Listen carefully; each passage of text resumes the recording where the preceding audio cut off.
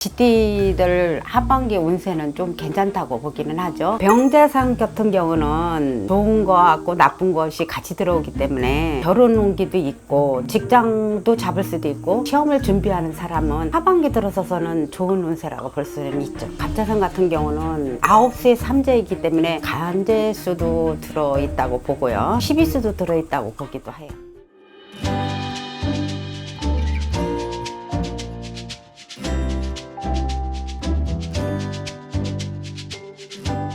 네, 선생님 안녕하세요. 네, 안녕하세요. 세종에 사는 전보살입니다. 네, 선생님.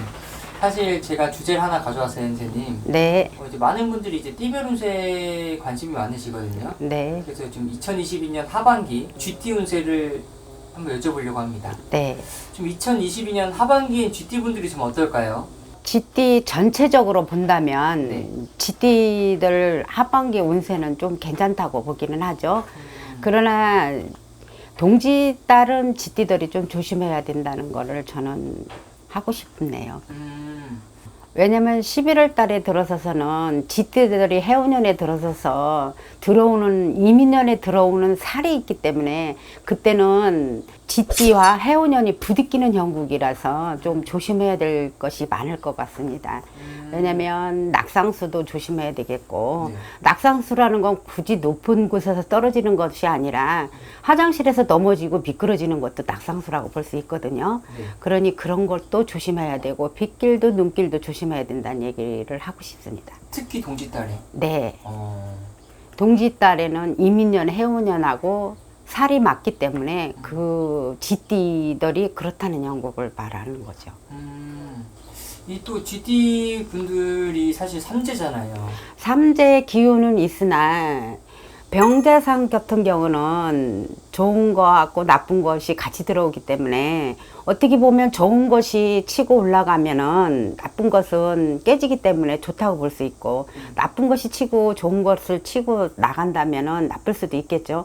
그렇지만 사람 만났을 때 잘 만난다면 물론 결혼 운기도 있고 또 직장도 잡을 수도 있고 만약에 공무원 시험이나 무슨 시험을 준비하는 사람은 하반기 들어서서는 좋은 운세라고 볼 수는 있죠. 삼재여도 괜찮다. 삼재라도 괜찮죠. 병자상 같은 경우는요. 혹시 또 다른 나이 GT 분들은 좀 어떨까요? GT 같은 경우는 갑자생 GT 같은 경우는 내가 최고 우두머리라는 생각을 많이 하고 있죠. 누구한테 지지 않는 성격을 지녔고 그리고 갑자생 같은 경우는 9수의 삼재이기 때문에 좋지는 않다고 저는 봐요. 나쁘다고만 할 수는 없지만은 그래도 좋은 사람도 있겠죠. 그렇지만은 거의 보편적으로 나쁜 사람이 더 많다고 보는 거죠. 갑자생 같은 경우는 갑자생의 7월 생일이라면 좀 조심해야 될 것 같은 형국이 들어요. 왜냐하면 7월 상달에 들어서 신자진 합의는 든다 하지만은 그래도 7월 생이기 때문에 제가 보는 경향으로는 좋지는 않다고 봐요. 왜냐하면 간재수도 들어있다고 보고요. 네. 12수도 들어있다고 보기도 해요. 그래서 갑자생 같은 경우는 좋지 않다고 보고요. 경자생 같은 경우는 물론 청명하고 똑똑하고 또 우두머리라고 생각을 많이 하죠. 네. 근데 경자생 같은 경우는 이 여장부가 많기는 해요. 네. 그러나 몸 건강은 챙기셔야 돼요. 건강을 챙기셔야만이 그래야만이 올 해운년에 운세는 좋아요. 네. 경자생들의 운세는 좋은데 운세 좋다고 해서 모든 게 좋은 것은 아니거든요. 네. 그렇지만 몸은 챙겨야 돼요. 왜냐하면 몸소 아프거나 그리고 또 아프다고 해서 크게 막 수술을 받거나 이러지는 않아도 시름시름 아프는 경우가 많아요. 그렇기 때문에 항상 내가 규칙적인 생활을 하는 게 좋다고 봐요. 규칙적인 생활을. 네. 그러고 보면 임자생이 있는데요. 임자생 같은 경우는 물론 눈썰미도 좋고 물론 여러 가지 재주꾼이기는 해요. 네. 그러나 이 하반기 들어서서는요. 이동수가 있고 또 문서 잡는 일도 있고 문서 잡을 때는 9월, 10월 상달에 들어서서 문서 잡는 형국이 많죠. 그리고 문서 이동시키려고 했을 때 문서 이동시킬 때도 그때 그 달이 좋기는 해요. 9월, 10월에. 네. 그리고 임자생 같은 경우는 어떻게 보면 노력파라고 볼 수 있죠. 그리고 노력을 한 대가만큼 본인이 얻을 수 있죠. 그리고 사업을 하는 사람도 끈기가 있으니 사업에도 성공할 수 있는 그런 사주죠. 임자생들이. 임자생분들. 예. 이거는 평균하기 때문에 전체적으로 다 그렇다고 볼 수는 없어요. 그렇지만 평균하기 때문에 그거에 대해서 참작을 하시라는 거죠.